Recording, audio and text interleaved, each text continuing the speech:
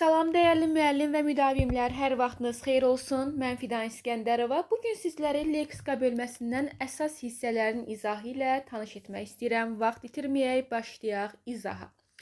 Deməli, leksikadan nə edim ki, hansı izaha baxım ki, imtahanda problem yaşamayım deyirsinizsə, bu izah elə tam sizə görə olan izahdır. Bizə leksika bölməsində lazım olan başlıqlar hansılardır? Amonimlər, sinonimlər, antonimlər, daha sonra frazeoloji, birləşmələr. Bir də lazım olacaq bizə tək mənalı və çox mənalı sözlər. İlk olaraq başlayaq hansı hissələrdən? Antonimlərdən. Bilməli olduğunuz bir neçə qayda var.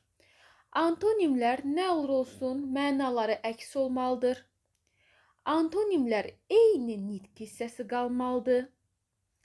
Antonimlərdə köklər eyni qalmamalıdır.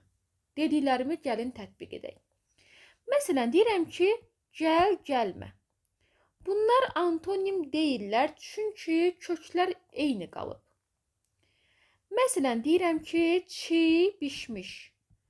Bunlar antonim deyirlər, çünki nitq hissələri eyni qalmadı. Çi sifət, bişmiş isə sifət deyil, fe'li sifətdir. Və yaxud da, məsələn, yemək bişmişdir mənasında deyəndə bir fe'ldir. O səbəbdən də çi və bişmiş sözlərinin nitq hissələri üst-üstə düşmədi deyə bunlardan antonim olmaz. Ümumiləşdirəm antonim haqqında qaydaları. Nə olur olsun, mənalar əks olmalıdır, amma məna əksdir deyə cavab götürün, belə şey olmaz. Məna əks olsun, amma elə eləyin ki, nitq hissələri də üst-üstə düşsün. Amma elə edin ki, köklər eyni qalmasın. Bunların üçün də tətbiq etmisinizsə, artıq antonim nümunələriniz hazırdır. Məsələn, gec, tez əlbəttə ki, antonimdir. Niyə? Çünki mən baxıram ki, mənaları əksdir. Çünki mən baxıram ki, nitq hissələri eynidir və köklərdə eyni qalmayıb. Bu üç şərti yoxladınsa, deməli antonimdən bir problem yaşamayacaqsan. Davam edək sinonimlərlə. Eyni qaydalar sinonimə də daxildir. Kökləri üst-üstə düşməsin, nitq hissələri fərqlənməsin. Sinonimlərdə mütləq yadda saxla ki, məna yaxın olmalıdır. Yaxın mənalı olmalıdırlar da, yəni bir-birini demək olar ki, həmin sözlər əvəz etməyi bacarmalıdır. Bəli, sinonimlərdən də müdavim və müəllimlərimizin bilməli olduğu qaydalar hansılar oldu? Mənalar yaxın olsun, amma hər yaxın mənalıya da sinonim deməyin. Mənalar yaxın, nitq hissələri eyni olsun, əsasən bir-birini əvəz etməyi bacarsınlar, bir-birlərlə yola getsinlər. Bir də əlavə olaraq da köklər elə edin ki, üst-üstə düşməsin. Məsələn, yazıram bura bisavad, savadsız. Bunlar əslində sinonim deyirlər. Səbəb nədir? Kökləri eyni qalıb deyə bunlardan sinonim olmaz. Ona görə də hər yaxın mənalıya çaşıb sinonim deməyin.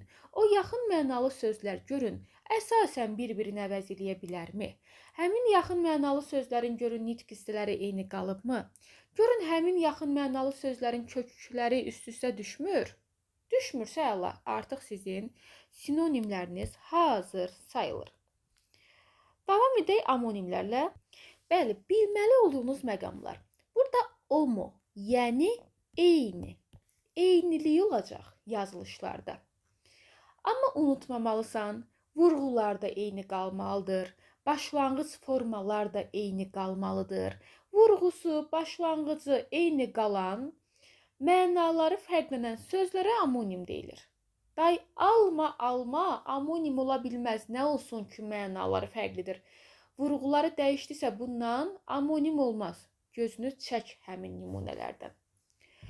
Bəli, eynilik var. Elə et ki, o eynilikdə vurğuda eyni qalsın, başlanğıc formada eyni qalsın. Eyni qalan sözlərin müxtəlif mənalarını görəndə deyəsən ki, hə, amonim artıq əlimizdədir.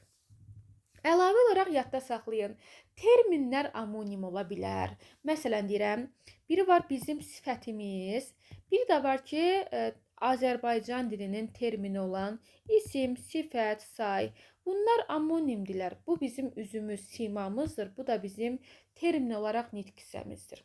Deməli, terminlər amonim ola bilər. Nəyinsə amonimini axtaranda elə ilk ağlına termin də gəlsin ki, hə, nəyinsə termin olaraq məzmunu varsa, deməli bu da ümumişlək sayılan başqa sözlə amonim ola bilər.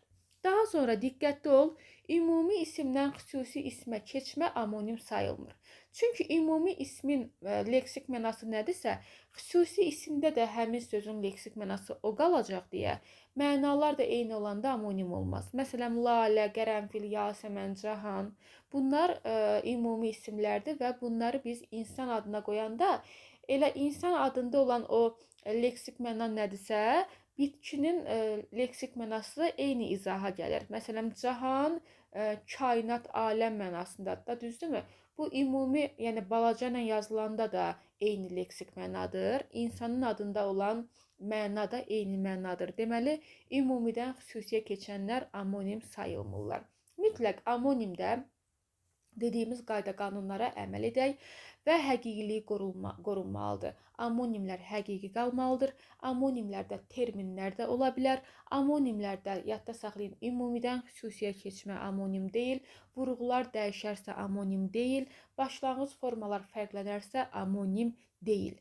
Bəzən görəcəksən ki, hansısa bir nümunənin bir mənasında uzanma var, bir mənasında yoxdur. Məsələn, dava, nərə, əyan bu tip sözlərin bir mənasında uzanma var, birində yox. Məsələn, nərə balığında uzanma yoxdur, Koroğlunun nərəsində uzanma var. Birində uzanma var, birində yoxdursa, bunlar da amonim sayılmazlar. Ümid edirəm amonim hissələrindən də əsas qeydləri sizlərə xatırlatmağı bacardım. Daha sonra amonimdən hansı hissəni sizin diqqətinizə çatdırmaq istəyirəm? Məsələn, deyirəm, çox sayı ilə çox zərfi var. Nə bilim, xeyli sayı ilə xeyli zərfi var. Yadda saxlayın, bunlar amonim deyillər. Çünki hər ikisi miqdarı ölçür. Biri əşyanın, biri isə hərəkətin miqdarını ölçür deyə bunlar amonim sayılmazlar. Bu tip nümunələrdə ehtiyatlı olun. Əlavə olaraq o hissəni bildirmək istəyirəm ki, bir-birinə məzmun cəhətdən bənzəyən, amma tam da eyni məzmunda olmayan sözlər var ki, onlar da amonim ola bilir. Məsələn, sıx sözü, məsələn, düz sözü, məsələn, boya sözü, məsələn, ağrı sözü, məsələn, dad sözü. Bu tip sözlər elə düşünürəm ki, mənaları bir-birinə bənzəyir, yəqin ki, amonim olmaz, amma səhv düşünürəm. Sıx meşə qolumu sıx amonim olar. Düzmək feili ilə düz sifəti amonim olar. Boyamaq feili ilə boya ismi amonim olar. Ağrımaq feili ilə ağrı ismi amonim olar. Dadmaq feili ilə dad ismi amonim olar. Bu bir növ bizim diqqətimizdən yayınan, gözümüzdən qaçan, amma amonim sayılan nümunələr hesab edilir. Daha sonra davam edək növbəti başlıqla. Bəli, frazeoloji birləşmələrdən biz nəyi bilməliyik? İlk olaraq bunlar frazem, qısa adı frazem. Əla, frazemlər. Məcazi birləşmələrdir. Ay müəllim, həqiqi birləşmə nədir? Məktəbin həyəti, sinfin gözəli, şagirdin əlaçısı və s. Onlar həqiqi birləşmələrdir. Bir də var yalançı birləşmələr, məcazi birləşmələr. İncilik olmasın deyə birləşiblər ki, qonaq gəlib evə məsələn özlərini səliqəli aparsınlar. Məsələn, deyirəm ki, cin atına minmək, deyirəm ki, üz vurmaq, deyirəm ki, nə bilim, başqa nə deyə bilərəm, ürəyi getmək. Bu tiplər məcazi birləşmələrdir. Məcazi birləşmələr elə frazeoloji birləşmələrdir və əsasən də frazeoloji birləşmələrə nümunə deyəndə sənin nümunəndə feillik göstərilməlidir, feil göstərilməlidir. İsim frazem ola bilməz, sifət frazem ola bilməz. Feil göstərilməlidir sənin nümunəndə. Elə f-nın başlanğıcları ilə yadda saxla ki, frazeoloji birləşmələr əsasən feil sayılmalıdırlar. Nümunə deyəndə daha rahat olun. Məsələn, qızıl əllər frazeoloji birləşmə deyil. Nə olsun ki, orada məcazilik var. Biz frazeoloji birləşmələri feil kimi görməliyik. Bəzi birləşmələr var ki, onlar bir mənası olar ki, məcazi olsun həmin birləşmənin, bir mənası olsun ki, həqiqi olsun. panikaya düşmürük. Necə ki bir sözün həm həqiqi, həm məcazi funksiyası var. Eləcə də bir birləşmənin həm həqiqisi olar, həm də məcazisi. Məsələn deyirəm, başa vurmaq. Telefonu başa vuranda, kimisə uşağın başına vuranda o həqiqidir. Amma elədiklərini başa vurmaq, universiteti başa vurmaq, təhsilini başa vurmaq, bunlar məcazidir. Yəni panikaya qapılma. Həqiqi birləşmələr söz birləşmələri, məcazi birləşmələr isə frazeoloji birləşmələr adlanır. Daha sonra frazeoloji birləşmələrdən biz bilməliyik ki, frazeoloji birləşmələrin amonimliyi, sinonimliyi və antonimliyi də olur. Amma unutma, frazeoloji birləşmələrin amonimliyi də, sinonimliyi də, antonimliyi də elə özləri kimi məcaziliyin qorumalıdır. Bu nə deməkdir? Məsələn, deyirəm ki, hirsi başına vurmaq, yəni bu məzmun cəhətdən əsəbləşməkdir də. Bunun sinonimi cin atına minmək olar. Yəni hirsi başına vurmağın sinonimi əsəbləşmək ola bilməz. Sinonimi elə özü kimi məcazi olmalıdır, cin atına minmək. Ağzına su alıb oturmağın sinonimi susmaq ola bilməz. Ağzına su alıb oturmağın sinonimi nə olar? Nə olar səncə? Məsələn, ağzını qıfıllamaq olar. Bu qaydanı mütləq şəkildə yadda saxlayın. Frazeoloji birləşmənin amonimliyi, frazeoloji birləşmənin sinonimliyi və frazeoloji birləşmənin antonimliyi özü kimi məcaziliyin qorumalıdır. Gəlin biz sizlərlə frazeoloji birləşmələrin amonimliyinə aid olan nümunələrə baxaq. Can vermək, üz vermək, başa vurmaq, ürəyi yanmaq, söz vermək, işə düşmək, cana gəlmək, ürəyi getmək. Bunlar məşhur frazeoloji amonimlər sayılır. Nümunələrə baxaq. Can vermək. Məsələn, deyirəm ki, həkim xəstəyə can verdi. Yəni diriltmək mənasında. Bir də var, xəstə can verdi. İki müxtəlif məcazi tapdınsa, deməli amonim frazem hazırdır. Üz verdim, astar istədi. Bir də var, hadisə üz verdi. Elədiklərini qaxınc mənasında başa vurdu, təhsilini başa vurdu. Ürəyim yanır müdavimlərin gecə-gündüz çəkdiyi əziyyətə. Ürəyim yanır, məsələn, su istəyirəm. Söz verirəm ki, siz yüksək nəticə toplayacaqsınız. Sözü verirəm Arifəyə ki, buyur, dərs danış. İşə düşmək. Biri var, maşın işə düşür. Bir də var, yaman dərdə düşmüsən mənasında işə düşmək. Cana gəlmək, bezmək mənasında, cana gəlmək, kökəlmək mənasında. Ürəyi getmək. Məsələn, ürəyim gedir səndən ötürü. Bir də var, ürəyim getdi, yıxıldım yerə. Deməli, amonim frazeoloji birləşmələrdə əsas məqsədimiz nədir? Bir birləşməyə baxıb iki məcazi məna ağlımıza gətirmək. Bunu ağlınıza gətirirsinizsə, deməli, amonim frazeoloji birləşmə artıq sizin üçün problem yaratmayacaq. İndi baxaq sinonim frazeoloji birləşmələrə. Məsələn, sinonim frazeoloji birləşmələrdən hansı hissələrə baxa bilərik? Əslində buna aid bayaq nümunələr dedik. Məsələn, ağzına su alıb oturmaq, ağzını qıfıllamaqla sinonimdir. Məsələn, taley üzünə gülmək, bəxti açılmaq ola bilər. Hövsələdən çıxmaq, cin atına minmək, bunlar frazeoloji sinonim ola bilər. Yetər ki, unutma, frazeoloji sinonim, frazeoloji amonim, frazeoloji antonim hamısı məcazilini qoruyub davam etdirməlidir. Frazeoloji antonimliyə aid baxaq. Məsələn, xoşu gəlmək, acığı gəlmək. Bunlar frazeoloji antonimlidir. Özündən çıxmaq, hirsi soymaq, bəli, bunlar frazeoloji antonimdir. Məsələn, kimsə desə ki, özündən çıxmağın sinonimi əsəbləşməkdir. De ki, səhv deyirsən. Sinonimlər, antonimlər, frazeoloji sinonim və frazeoloji antonim mütləq şəkildə məcaziliyin qorumalıdır. Belə bir qızıl qayda yazıram və o qaydanı mütləq şəkildə beynimizə yazaq.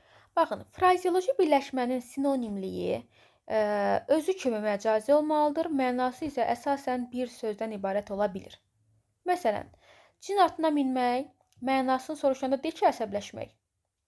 Sinonimliyin soruşanda de ki, hirsi başına vurmaq. Bu antonimliyə də aiddir, amonimliyə də aiddir ki, frazeoloji amonim, frazeoloji sinonim və antonimlər frazem olmağa davam etməlidirlər. Daha sonra davam edək. Bəzən sizi çaşdıracaqlar. Ol, et, qıl, bil. Bunlar frazem yaratmır əsasən. Yaradanlar da sənə imtahanda düşməyəcək. Məsələn, deyirəm ki,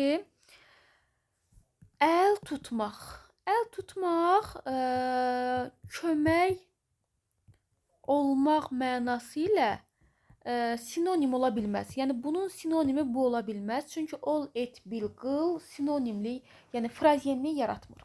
Əl tutmağın mənasını desə bəli, mənası kömək olmaq ola bilər. Və nəhayət gəlirik təkmənalı və çoxmənalı sözlərə.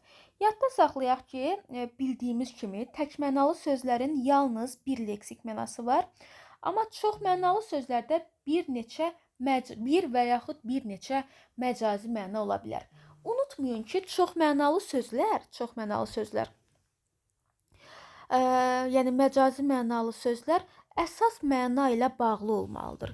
Yəni məsələn deyirəm, insanın qolu, bax insanın qolu insanın bədənindən bu formada şaxələnərək ayrılır. İndi yazıram ki, məsələn çayın qolu. Çayın da qolu bir növ çayın bədəni var güya, o bədəndən ayrılır. Və yaxud da köynəyin qolu. Köynəyin də qolu bir növ köynək tutaq ki, budur da, düzdürmü? Qollar da buradan ayrılır. Deməli, nə olur olsun, çoxmənalı sözlərdə məcazilik var, düzdürmü? Və bu məcazi sayılan nümunələrin mütləq əsas nümunə ilə bağlı olmalıdır. Və yaxud da insanın başı insanın ən yüksək nöqtəsidir. Kəndin başı kəndin ən yüksək nöqtəsidir. Baş həkim həkimlərin başında duran, ən yüksəyində duran insandır.